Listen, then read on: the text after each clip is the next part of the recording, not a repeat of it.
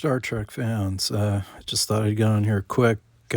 Just watched Section 31 and thought I'd put out my opinion of it before everybody else says it.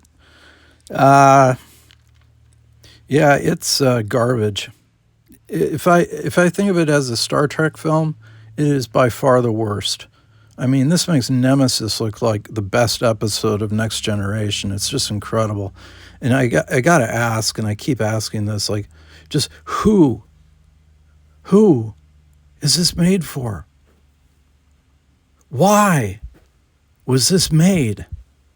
How much money did they spend on this thing? All right, I wrote some notes, so I'll just go through the notes.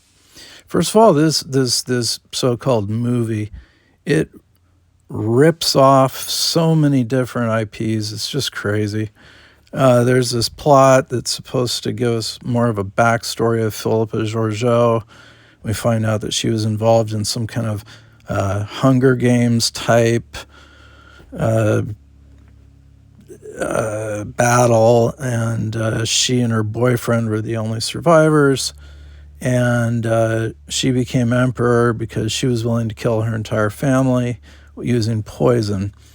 That was nice. Great scene there.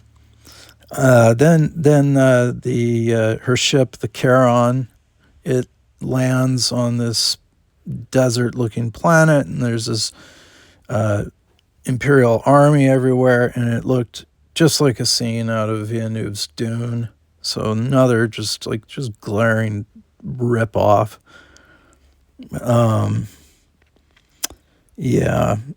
Then there's a scene where Philippa Georgiou, she takes her boyfriend and she graphically burns his face with a sword that she heated up in a fire, and then she keeps him on as her servant.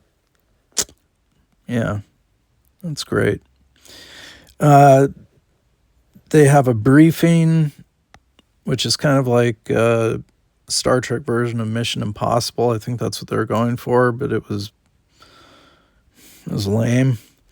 For some reason, Philippa Georgiou has a nightclub, and the nightclub, if you look at it, it's like a copy of something you'd see out of Blade Runner and elements of Star Wars, and probably, I'm going to touch on this in a moment, the Marvel Cinematic Universe. In this scene, she eats an eyeball off of a toothpick. An eyeball. Why? Make her evil? So yeah, there was a lot of really fast, dumb dialogue between the characters, very, very reminiscent of the Marvel Cinematic Universe. There were some weird camera zooms where they would zoom in on a character real quick, very, very strange. I don't know what they were going for there. Why Lieutenant Garrett was in this at all, I have no idea. I don't get it. I guess they just wanted to put in a character from Next Generation, and so they said, okay, well, this is Lieutenant Garrett before she was captain. Why? I don't know. There was a scene with a body mod that was very, very reminiscent of Cronenberg. I won't get into the whole thing about Cronenberg being on Discovery. I mean, okay. The general overall aesthetic in this is definitely the Marvel Cinematic Universe. Like I realize that. It really was just like obvious about a third of the way through, maybe. There's a scene where Philippa Georgiou has this device that allows her to phase through matter, and she runs through walls just like Kitty Pryde in the X-Men. Endless choreographed fight scenes, just boring, achingly boring. The cliche dialogue, just terribly written. For all the money that they spent on this thing, they had another quarry location. They're always in a rock quarry in Vancouver somewhere. Oh yeah, then the interrogation scenes with violent and they're being humorous at the same time. Ooh, that's really dark. Yeah, just dumb humor. That's all that was. Some of the costumes are just absolutely ridiculous. Shiny plastic that looked like it came out of, 2015's, Back to the Future 2. There's a super weapon MacGuffin in it that can kill quintillions. So, what would that be? A Death Star kind of thing. The entire production was pointlessly bleak. I was continuously asking myself, what is going on? And then the other question was, who am I supposed to relate to? I don't like any of the characters. They are totally unsympathetic characters. They are violent. They are immoral, amoral, genocidal. This is Star Trek? Then more excessive graphic violence.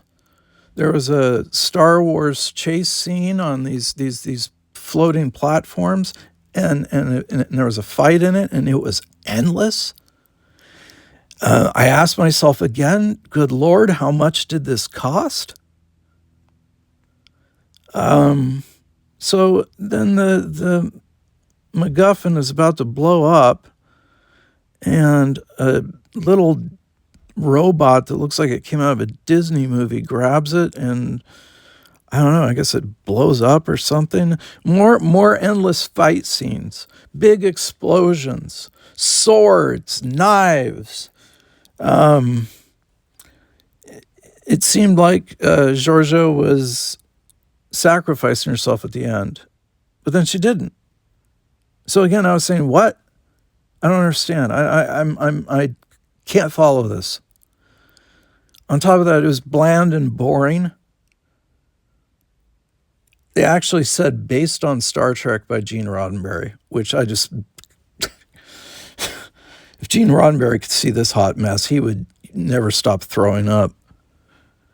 Then back at Georgiou's club, Jamie Lee Curtis just shows out of nowhere as control of Section 31. I don't know what she's controlling, but I don't know what the point of that was. I guess she wanted to be on Star Trek. They could have given her something better. So, okay, I was thinking about this. If I took the worst episode of Discovery or Deep Space Nine or anything, this is far worse than that. I usually am able to be measured with these things. And, I try not to be too negative. I try not to be too positive. I try to be somewhat, I'm a Star Trek fan. I like Star Trek content. So when something like this comes on, I'm just like, what is going on? Yeah. And then I realized this is Trump's America. And this is the perfect film for the Trump era. Perfect.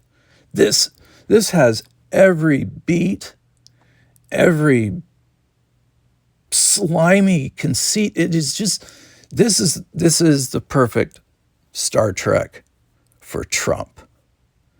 Unless they're going to start making really good social commentary like they did in the original series, no.